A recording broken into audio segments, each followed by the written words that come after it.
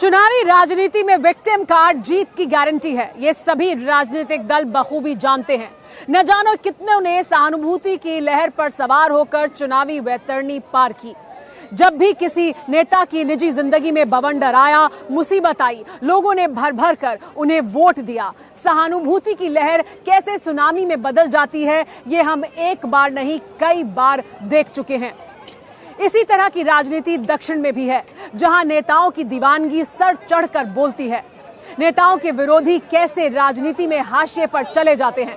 दक्षिण की राजनीति को टटोलती टेली सीरीज के इस एपिसोड को देखिए।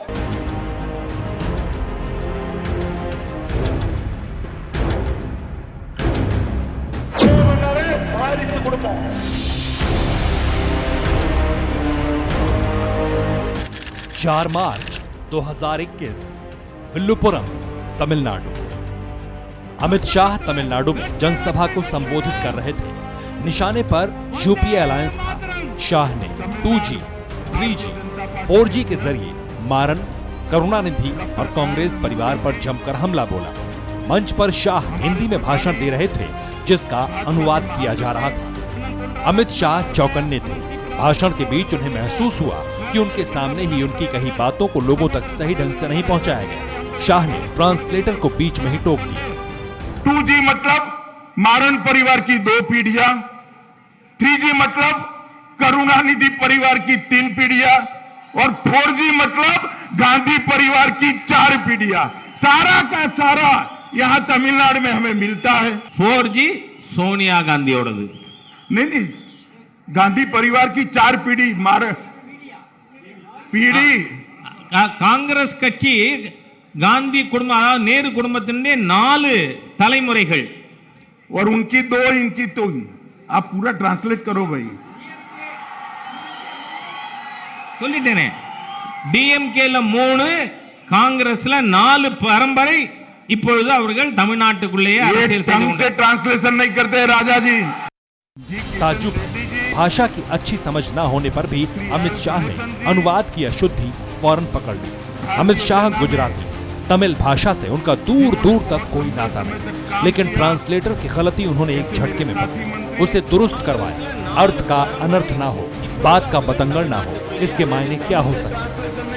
अमित शाह इसकी बारीकियां बखूबी जानते हैं। भारतीय जनता पार्टी के चाणक्य का इतना चौकन्ना रहना जाहिर करता है कि उनके इरादे क्या है।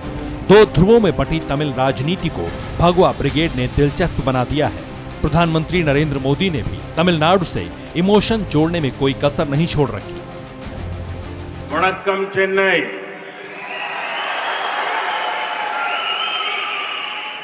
वणक्कम तमिलनाडु। जिस तमिल राजनीति में हिंदी विरोध ही सबसे बड़ा हथियार था, जहां सीएम की कुर्सी के सिर्फ 2 ही विकल्प थे, उस तमिलनाडु में भारत माता की जयकार सुनाई देने लगी है। अमित शाह के तमिलनाडु दौरे का दृश्य, भगवा ब्रिगेड का उत्साह 7वें आसमान पर पहुंचा चुका है। तो क्या दक्षिण में कमल खिलने की बारी है? कहना जल्दबाजी होगी, लेकिन हकीकत ये भी है कि बीजेपी ने तमिल सियासत में नयापन जरूर ला दिया है, जिसके अतीत में नेताओं की अदावत की ही कहानी है। तमिल राजनीति में करुणानिधि और जयललिता की दुश्मनी का एक पूरा दौर चला। शुरुआत जयललिता के अपमान से हुई थी।